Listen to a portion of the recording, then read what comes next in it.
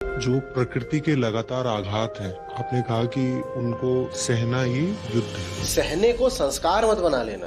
बड़े सहनशील हैं, बड़े संस्कारी हैं, बड़े आदर्श पुत्र हैं कि पति हैं कि पत्नी है या जो भी है, बड़े सहनशील है, बड़े सहनशील है। कोई संस्कार की बात नहीं है, ये बात ज्ञान की, अध्यात्म की होनी चाहिए कि सह रहा हूं क्योंकि, और फिर एक समुचित कारण होना चाहिए। ऐसा कारण जो आपने रट नहीं लिया है, बाहर से उठा नहीं लिया है, ऐसा कारण जो आपकी मजबूरी नहीं है, आपका प्रेम है। समझ में आ रही बात? लोग कारण बता भी देंगे, कारण में हमेशा क्या बताएंगे? विवशता।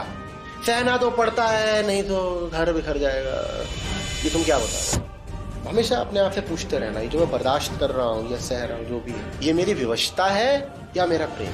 जो तुम्हें दुख देना चाहता हूँ तो बिल्कुल कब जल मरेगा? जब सारा दुख पाने के बाद भी तुम मुस्कुरा दो।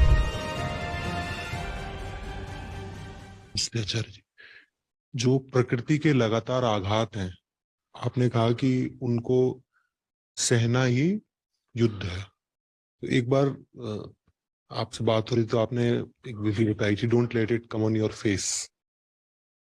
याद नहीं है क्या कहा था कि कुछ भी अगर आ रहा है तो just don't let it come on your face. और मैंने जहां पता है कि हार जाओगे वहां से बचा लो और कहीं भी आघात सह लो, ये कहा था। कैजुअल कॉन्वर्सेशन था, उसमें ऐसे ही कहा था कि I don't let it show up on my face. अच्छा, प्रदर्शित मत करो, पी जाओ, पी जाओ, पी जाओ। हाँ ठीक, that's work greatly for me. ठीक है। और मेरा इसमें एक जो डाउट है वो ये है कि इस तरीके से उसको, जो फ्रॉइडियन रिप्रेशन होता है, वो भी तो क्या वो इससे मिलती जुलती? वो होता है जब बिना जाने समझे तुम्हें बोल दिया जाए कि दिखाना मत कि डरे हुए हो। अभी तुम जानते हो कि विधि कैसे काम कर रही है ना, इसलिए तुम कुछ कर रहे हो, तुम उस विधि के ज्ञाता हो।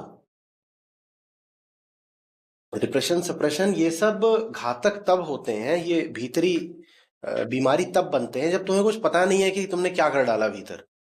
जब जानते बूझते कर रहे हो तो फिर ज्ञान सब्लिमेट कर देता है, जला देता है, वो नहीं भीतर फिर छुपने देता कि मामला सपनों में या किसी और तरीके से फिर विस्फोट से सामने आए।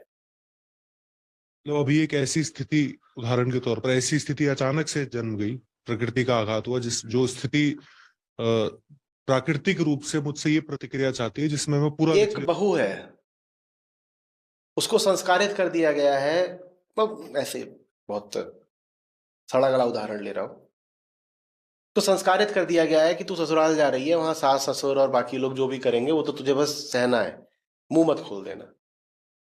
वो एक बात